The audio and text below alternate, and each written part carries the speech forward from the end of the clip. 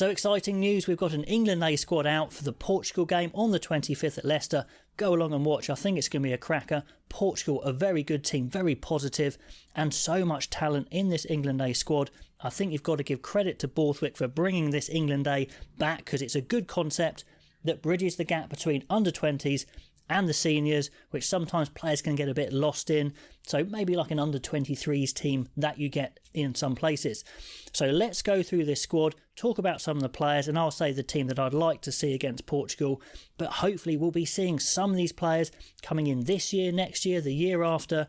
I do think there's a special England side out there. I don't think we're there yet, as I said in the last video, but this sort of squad definitely gives me hope. And I think what's good about it, and this sounds a bit harsh, but they aren't just rewarding old stages who have been good in the Premiership but not got their England chance. They're really looking towards the future, who could be special, so that is great to see. So let's have a look at this squad. 16 forwards. I've talked about Finn Baxter before. He could be the next big thing at loosehead for England, although it does take time for props to come through, that strength aspect, that technical aspect of scrummaging.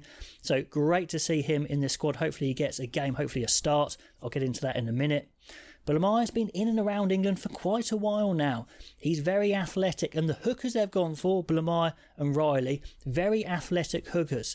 Curtis Langdon, Harry Thacker, they've got to be thinking, maybe my time is up here, maybe I'm not going to get into the England side, because some of those slightly older players, if they're not in this squad now, they've got to be thinking maybe it's not going to happen. So tough this squad for some players for sure.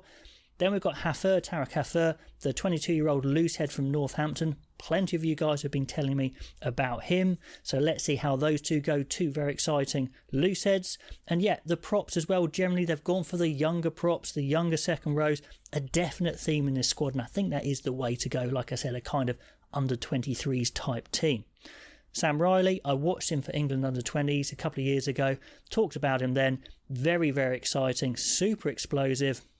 Has he got the physicality for the senior game? Well, this is a good test for him there. Seb Blake, I don't know a lot about this hooker, 22 years old, so I'll be watching out there. And there's a few players who really I haven't seen a lot of, so that's part of the reason for these sorts of games, that exposure. Then Isefa Scott, slightly older, Exeter Chief, big tight head. Painter's not in, the other big tight head, so they are having a look at a slightly older player who maybe could slot straight into the seniors, because we know tight head is a disaster zone at the moment. I had suggested in my Six Nations preview video for the squad for England, maybe Isefa Scott should be in that squad already, so this is a big chance for him.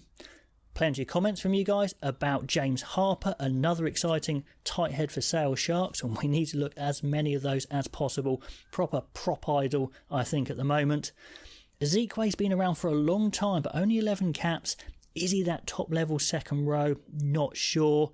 Another young second row, 6'7", 22-year-old Arthur Clark. They're looking at these young second rows, just like Ben Bamber of Sale, who we've talked about before, and the big Rusi Tuima of Exeter Chiefs. He's a different sort of second row, that kind of big French-style second row who you're not really going to lift, but will anchor that tight head. So he's definitely worth watching. Then a few guys who have dropped down from the senior squad. We were pretty gutted to see that Tom Pearson had dropped out of the senior squad, but he appears here. Fantastic news for him. Some guys like Beard has dropped out of the senior squad but isn't in this squad. Maybe it's injury, I don't know. But if you've dropped out of the seniors, you want to be in this A game to impress. So maybe players like him have been purposefully dropped out so they can play. Guy Pepper could be the next big thing in open side. We've seen Underhill, still a good player, maybe not a great player anymore. Tom Curry's had surgery and maybe he'll be back, but he said like his hip was an absolute disaster zone, so that wear and tear of open side especially can take its toll, and Guy Pepper could be the fresh guy coming off the conveyor belt at the right time to take that mantle. Big Alfie Barbary, we're so excited to see him from 8. He's definitely a number 8 through and through, I think. He's kind of given up that hooker role and he's focusing on back row. I think it's 8 or nothing. So exciting as a ball carrier. Fizialu of Exeter Chiefs, a very athletic back rower as well. Probably an 8. Has he got the physicality? And Jack Clement as well of Gloucester has been around for a little bit. Has he got it at the top level? Not 100% sure, but another chance for him. So this is the starting team I go for and the subs. I think you mainly focus on the young talent coming through. I'll put Harry Randall there as the captain from 9 just to see them round the park. But Baxter, Blamire, Harper, Bamba, Tweema, a very young front 5. But look at that back row. Is it even better than the senior back row? Pearson the all-rounder, Pepper getting over the ball, Barbary with the carrying. Absolutely love the look of that.